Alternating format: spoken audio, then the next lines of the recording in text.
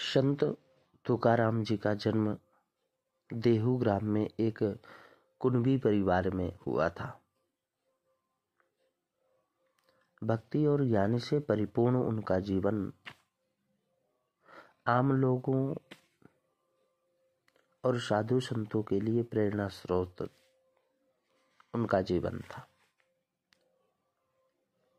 भक्ति के सागर में डूबे उनके अभंग आम लोगों की जुबान पर चढ़ गया और विद्वान पंडित एवं साधु उनके पास आकर चरणों में नतमस्तक होने लगे।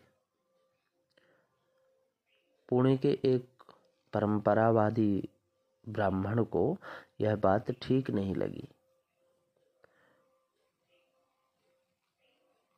कि ब्राह्मण आदि उच्च वर्ण के लोग एक नीची जाति के चरणों का बंधन उनकी पूजन करे, ऐसा उनको उचित नहीं लगा। उन्होंने हाकिम से कहकर तुकाराम जी को गांव छोड़ने के लिए आज्ञा दिलवाई। तुकाराम जी प्रसिद्ध थे, विद्वान थे। तो तुकाराम जी प्रसिद्ध विद्वान एक रामेश्वर भट्ट के पास निदान हेतु गए। कहा कि आगे से मैं अभंग रचना बंद कर दूंगा, लेकिन अब तक जो अभंग लिखे गए हैं उनका क्या करूं। रामेश्वर भट्ट ने कहा कि आप अभंगों का ग्रंथ इंद्रियाणी नदी में डाल दो। यह सुनकर तुकाराम के हृदय पर भारी चोट लगी। उन्होंने भट्ट महोदय के निर्णय के अनुसार ग्रंथ इंद्रियाणी नदी में डाल भी दिए।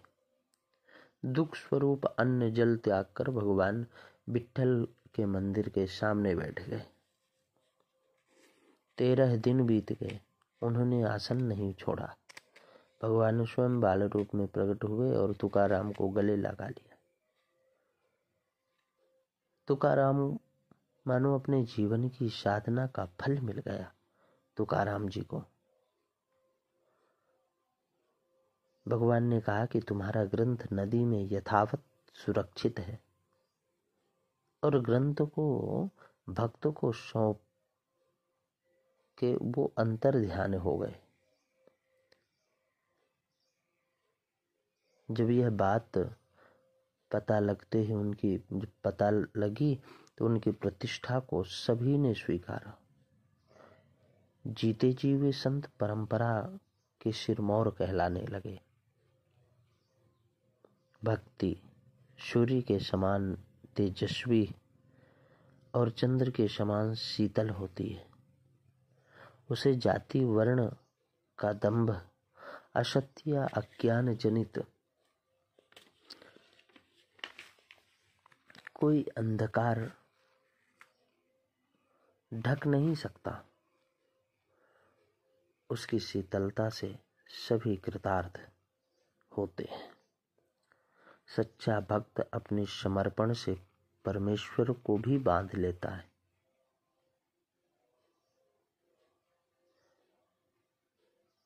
महर्षि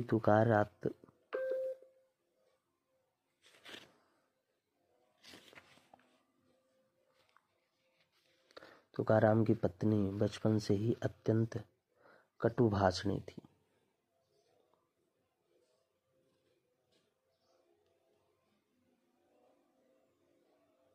कोई उनसे सीधे मुंह बात करता तो वे उसे सरल वाणी के बजाय कटु शब्दों से ही उत्तर देती थी। विवाह के समय तक भी उनका व्यवहार ऐसा ही बना रहा। जब विवाह हुआ तो भाग्य से उन्हें पतिदेव भी निठल्ला ही मिला। इससे उनके स्वभाव में सुधार आने के बजाय कटुता और अधिक बढ़ गई।